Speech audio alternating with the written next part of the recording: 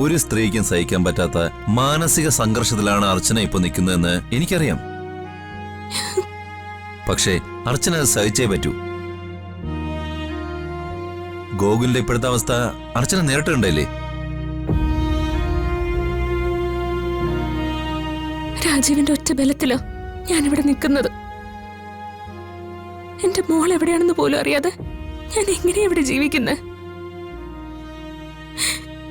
എനിക്ക് എത്രയും പെട്ടെന്ന് ഇവിടുന്ന് പോണം രാജീവ്. എന്റെ മോളുടെ കാര്യം ഓർക്കുമ്പോ എനിക്ക് എന്നെ തന്നെ നിയന്ത്രിക്കാൻ പോലും പറ്റുന്നില്ല. എനിക്കിനി ആരും ഒന്നും ഒരു പ്രശ്നമല്ല. എന്റെ മോളെ എനിക്ക് തിരിച്ചു കിട്ടണം. അർച്ചന, ഞാൻ പറയുന്നൊന്ന് കേക്ക് പ്ലീസ്. ഇങ്ങനെ കിടന്ന് ബേളം വെച്ചിട്ട് യാതൊരു കാര്യമില്ല. അർച്ചനയുടെ കുഞ്ഞിനെ കാണാതായിട്ട് 10 വർഷം കഴിഞ്ഞു.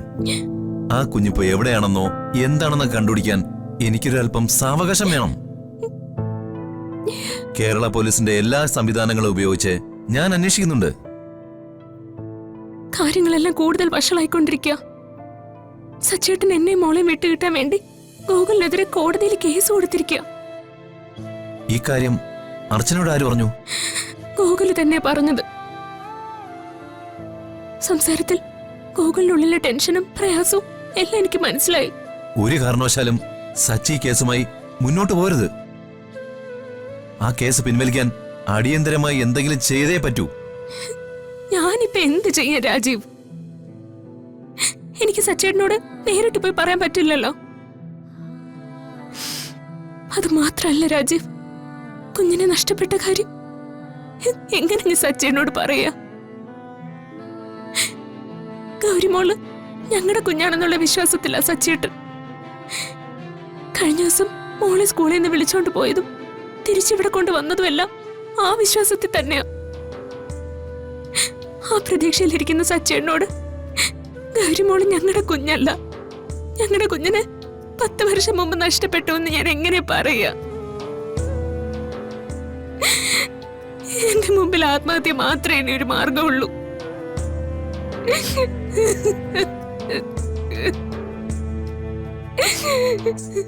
അർച്ചന, ആത്മഹത്യയെക്കുറിച്ച് ചിന്തിച്ചിട്ടോ ഇതിൽ നിന്നല്ല ഒളിച്ചോടിട്ടോ ഒരു കാര്യമില്ല. ഈ പ്രതിസന്ധി നേരിടാതെ ജീവിതം ഒരു ഇഞ്ച് പോലും മുന്നോട്ട് നീങ്ങില്ല. കുഞ്ഞിന്റെ കാര്യത്തിൽ അർച്ചനയ്ക്ക് ഞാൻ ഉറപ്പുവരുന്നു. പക്ഷേ ഈ കേസിന്റെ കാര്യത്തിൽ അർച്ചന ഒരു തീരുമാനം എടുത്തേ പറ്റൂ. ഇപ്പൊ തന്നെ ഗോകുൽ ഡിപ്രഷനുള്ള മരുന്നെല്ലാം എടുത്തു കഴിച്ച കാര്യം അറിയാലോ. ഒരുപക്ഷെ സച്ചി കൊടുത്ത കേസിന്റെ കാര്യം അറിഞ്ഞോണ്ടാവും അളിയ അന്ന് അങ്ങനെ ചെയ്തത്. കോടതി കയറി അവമാനിക്കപ്പെടേണ്ടി വന്ന അളിയ ഒരു തവണ കൂടെ അങ്ങനെ ചെയ്തുകൂടുന്നില്ല. ഇതിപ്പം അർച്ചന കണ്ടോണ്ട് രക്ഷിക്കാൻ കഴിഞ്ഞു.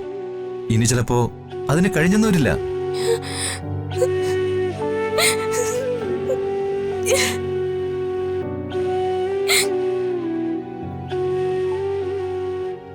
അർച്ചന, അളിയനാകെ തകർന്നിരിക്കുക. ഇനി ഒരു പോംവഴിയേ ഉള്ളൂ. ആ കേസ് സച്ചി പിൻവലിക്കണം.